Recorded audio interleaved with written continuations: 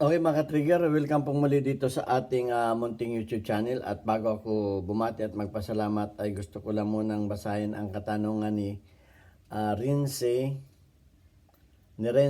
Sabi niya, Sir Idol, may tanong naman ako ulit, sana po masagot ninyo. Idol, napansin ko yung 1911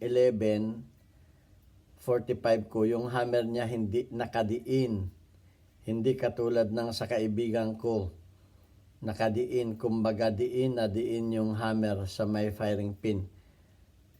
Press na press niya yung firing pin kapag hindi naka-on ang hammer. Anyway, maraming salamat, Idol.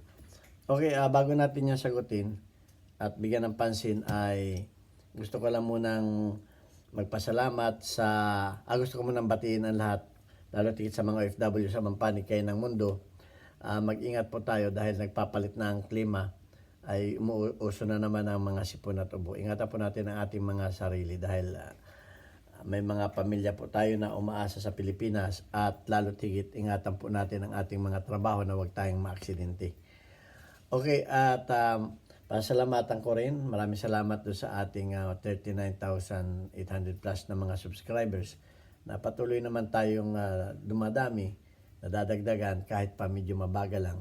At maraming salamat sa pag-share ng mga video, sa mga likes at sa mga ganda ninyong comment. Lalo tigit salamat dun sa mga hindi nag-i-skip ng ads, sapagkat ang purpose nga po ng ating YouTube channel ay pang charity. Hindi po natin ginamit yung ating mga beneficiary dahil sila ay mga bata na mga anak na single parent na tinutulungan natin ng pag-aaral. Dati po, dalawa lang sila.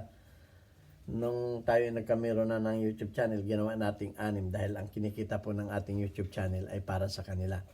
Kaya maraming salamat doon sa mga hindi nag-i-skip ng ads. At lalo tigit salamat doon sa mga nagpapadala dito sa ating GCash number na yan ay anak ko na aking tresorera. Huwag po ninyong tawagan para magtanong ng mga pinagbibiling baril. Yan po ang ating tresorera na yung mga pinadadala ninyo sa ating GCash ay para sa mga beneficiaries. Kaya pasasalamatan ko lamang yung bago nating sponsor na nagpadala dyan, si Dennis Sardona ng Palanggi Albay. Shout out sa iyo, Dennis Sardona. At gayon din salamat kay Alfredo. Shout out kay Alfredo Isidro Ordosipay ng Las Piñas, kay Architect Arnel Salvador ng Kuwait Jubil Platon, Boy Umay ng Riyadh, Saudi Arabia, kay Umbit ng Kia Motors, kay Anthony Banglista ng Pasay, merong ayaw magpakilala, tawagin nating Adrian. At gayon din shoutout kay Conrado Ilulaylio at kay Junar Diaz. At special thanks kay Jubil Platon, Boy Umay ng Riyadh, Saudi Arabia, sa pagpapakulay o pagpapadala ng sa ating mga premier videos. Ayan, at sana marami pang tumulong kahit maliliit na halaga. Kung marami naman tayo, yan ay malaki na ang magagawa. So, sasagutin na natin yung katanungan ni Ang ibig niya sabihin, tayo ay walang 1911 ngayon na model na firearms. So, sasagutin na natin yan. Pag tayo humawak ng mga firearms, check agad ang chamber kung may chamber load. So, ang ibig niya sabihin, itong hammer ay nakadiin. Kumbaga, lapat na lapat. O, kamukha nito, lapat na lapat yan. Wala, kahit hatakin mo yan, walang kalog. So, meron talagang, pero ang mga 1911 ay nagagawa ng paraan yan. Pero gusto ko lang sabihin sa iyo na may mga pistol talaga na hindi nakadiin. Kamukha itong Sig Sauer P226. Hindi siya nakadiin. Kumbaga, kawang siya sa kanyang firing pin. Dahil ito ay may hammer locking block, hammer safety block.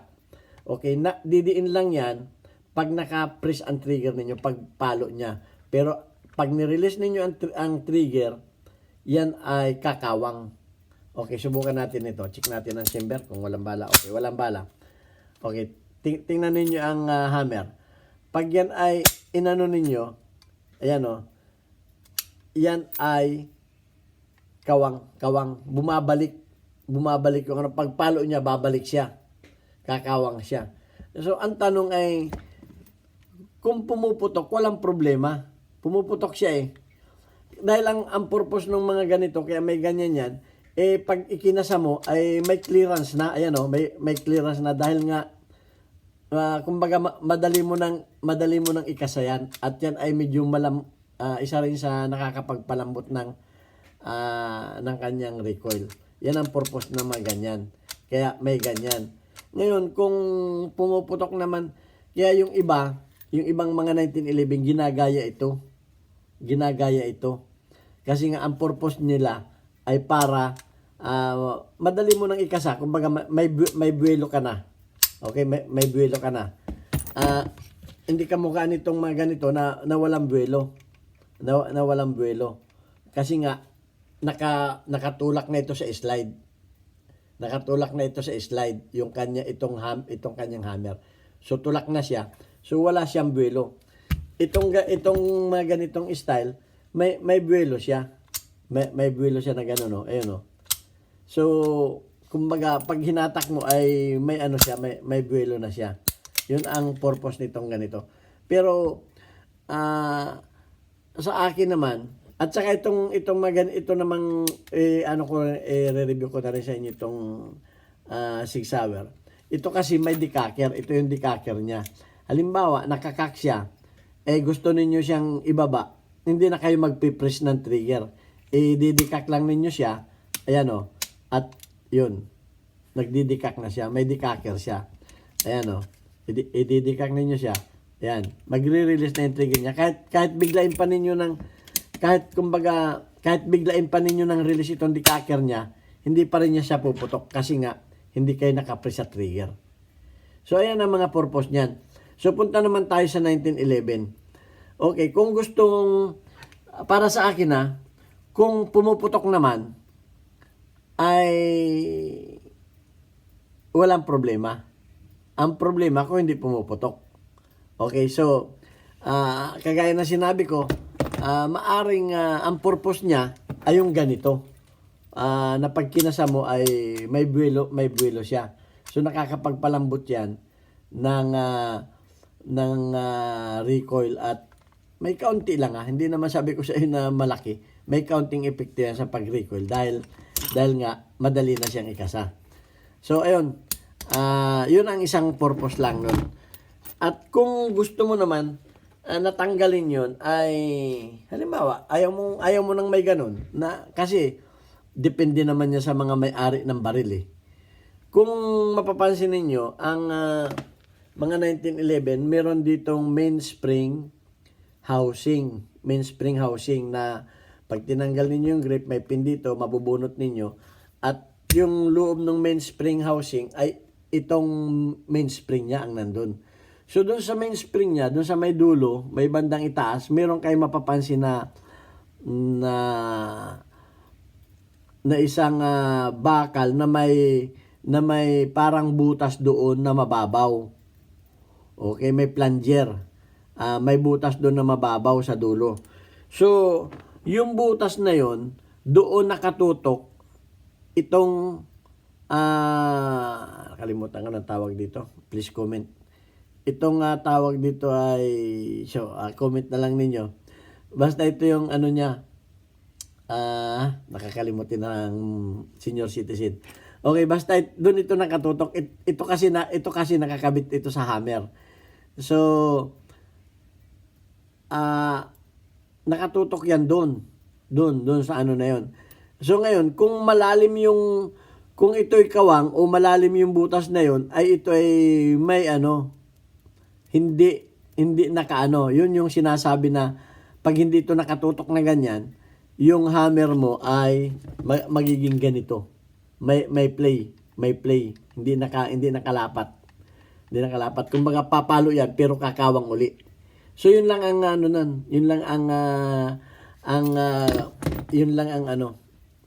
ang naging magiging solusyon mo diyan.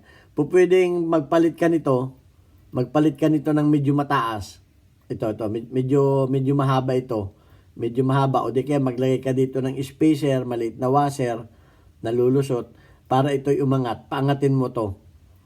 Okay, paangatin mo to. Maglagay ka dito sa ilalim ng maliit na washer. Okay, spacer. O di kaya, madali namang magpagawa nito, madaling gumawa nito, magpalit ka na lang ng medyo mahaba. Okay, medyo mahaba. Pero ang magiging epekto niyan, medyo mahirap mo ngayong ikasa. Medyo hirap ang pagkasa mo niyan. So, ayun. At saka, dapat kasi, pag ipinasok ninyo yung kanyang housing, at naka-hammer down siya, sakto lang yung butas ng pin dito na may ipasok mo. Hindi ka na magtutulak na ganun. Hindi ka na magtutulak.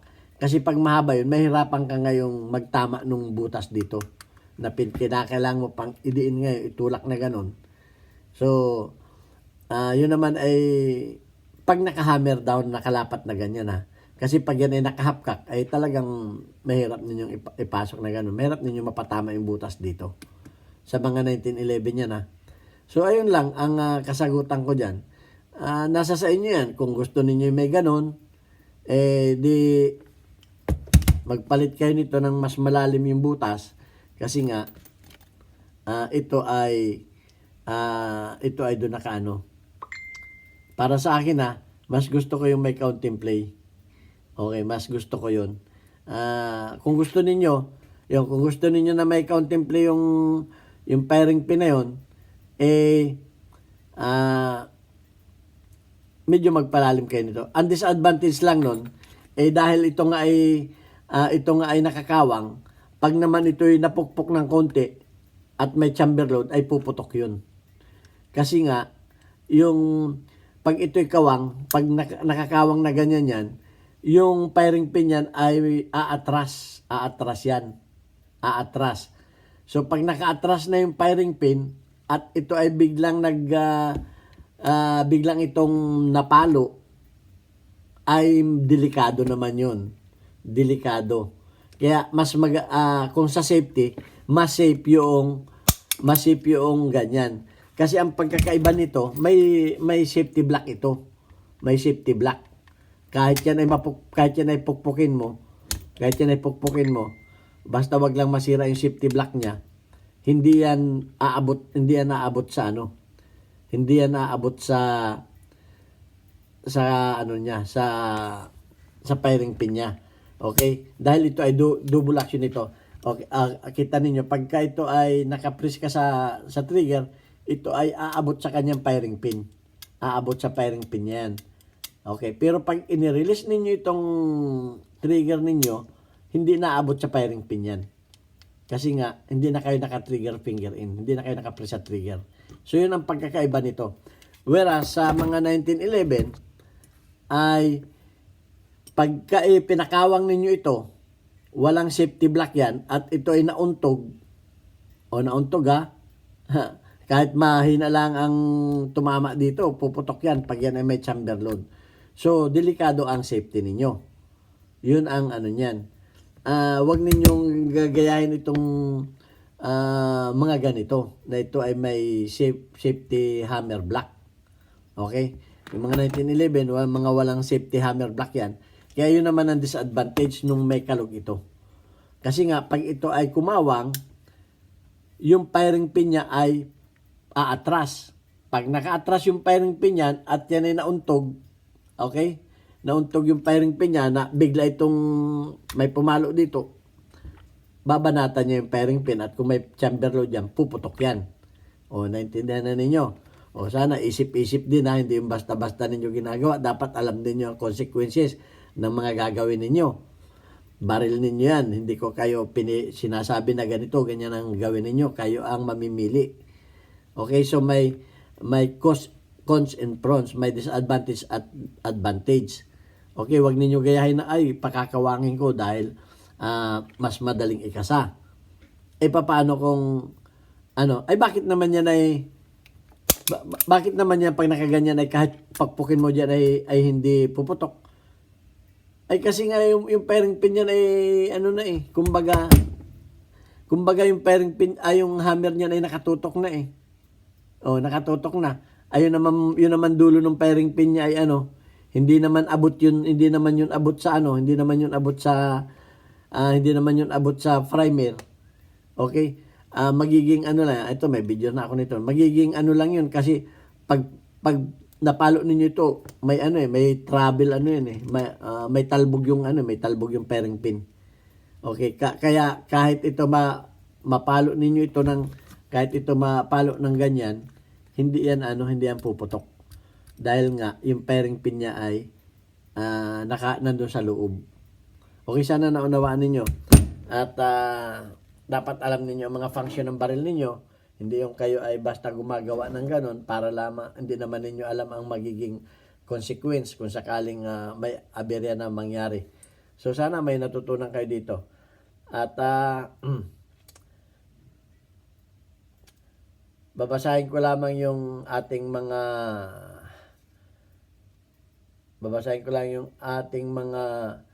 community spotlight. Weekly highlight of your most engaged audience members including your top commenters. Okay, may ano lang ako, may Richard Ambrosio, shout out sa iyo. Hindi pa ako sumasagot talaga sa mga messenger. Hindi ako magiging private tutor ninyo. Dito kayo magtanong sa YouTube at gagawa natin ng video. Mantakin nyo, gagawa ako ng video na sagot para lamang kayo lamang ang makakapanood. Walang makikinabang, ikaw lang. So, dito kayo magtanong, gagawa natin ng video yung sagot at marami ang makikinabang. Dito tayo sa YouTube, wag sa Messenger. Hindi ko na po kaya turuan kayo yung isa-isa. Okay, so ito, babasahin ko lamang yung ating isa-shout out. Yung mga weekly highlights of your most engaged audience members including your top commenters. Okay, si Bobby Ubillas, shout out sa iyo. Bobby Ubillas, 84 ang engagement. Si Alias Baby, shout out Alias Baby, 10 engagement. Si Lorenzo Lindres, shout out sa iyo Lorenzo Lindres, 45 engagement. Si Eddie Garcia ay may isang engagement. Okay, shout out sa iyo Eddie Garcia. At si Alfredo Isidro Ordosipay ng Las Piñas, ang highest, may 100 engagement. Okay, manood lang kayo ng mga videos, mag-comment at mag-share para mapasama rin kayo dyan sa random ng YouTube channel. At yan lang muna ang ating shout out. Okay, thank you very much. Sana ang videos natin ay nakapulutan ninyo ng kaunting kalaman. God bless us all.